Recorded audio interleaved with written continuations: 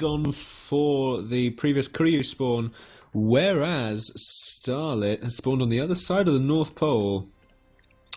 2 mechs start for both players, followed up with the 3rd mechs from Laren. 3rd mechs and a P-gen from Starlit with bot first. Laren has chosen the scrawny commander.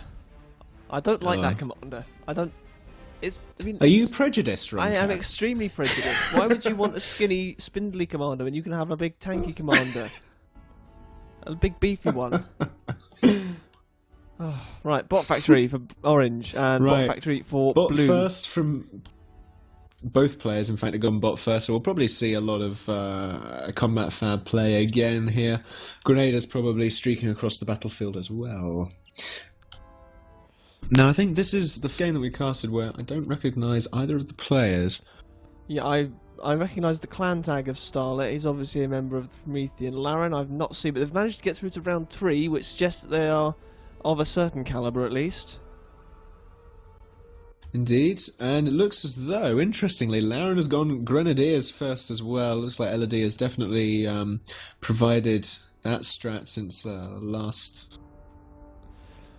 Setting the new meta. He's sort of... Indeed.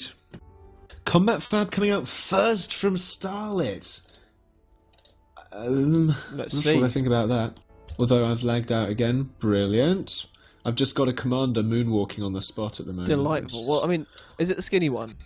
No, it's there the you go. Fuso. See, the skinny one can't moonwalk. I told you.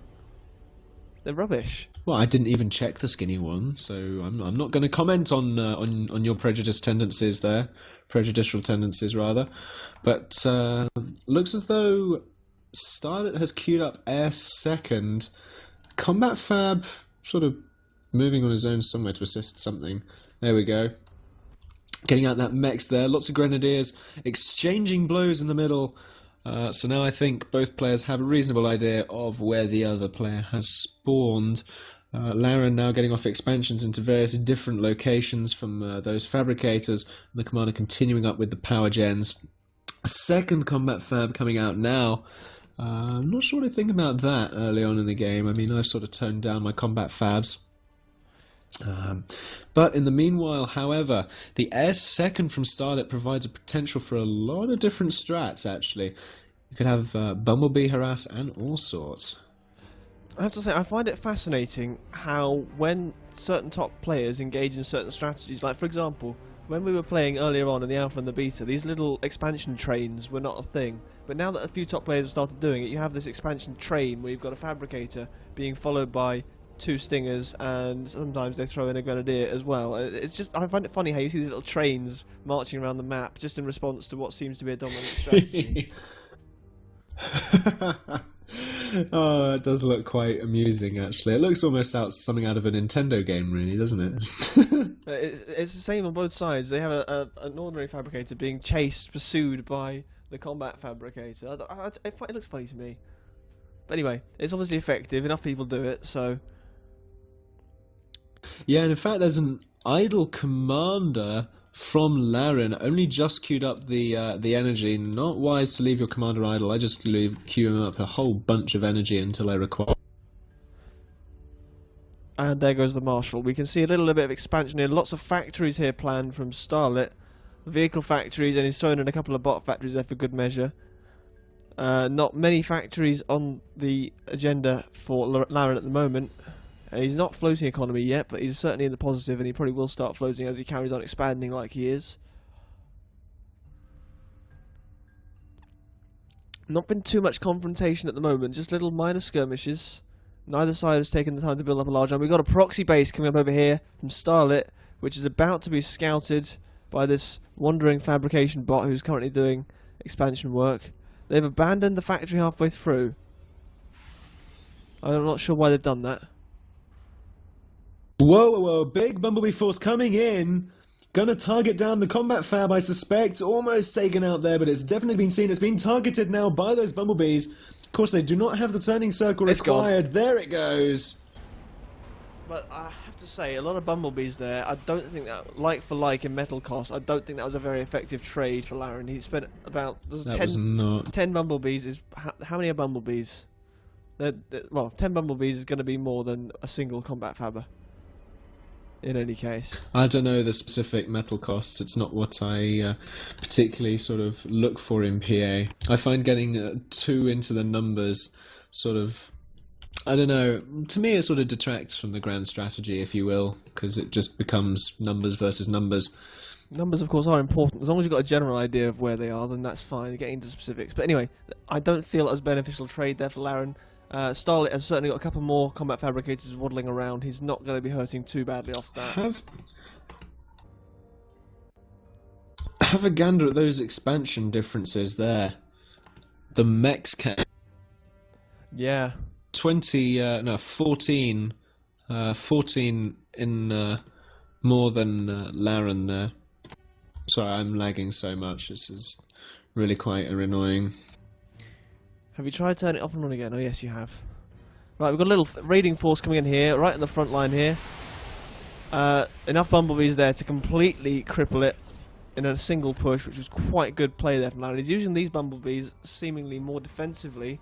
However, Starlit is bringing out some stingers now, so those bumblebees are not going to be able to do a very effective job, at least certainly without suffering a few losses. No anti-air in his base. Bumblebees flying overhead. Oh, I apologise. There are some fighter planes stacked underneath. I didn't see there. Again, big losses there for Laren. Those bumblebees are not doing very much damage for the metal cost at all. Meantime, we've got wall spam for the first time that we've seen so far in the tournament. Walls have been somewhat neglected, I think, at the moment. And they are still very, very effective counters. Nice little lick of flame there. Finish off the top. I think actually I may have lost Marshall a bit here. When I said turn it off and on again, I think he may have just gone and turned off his router.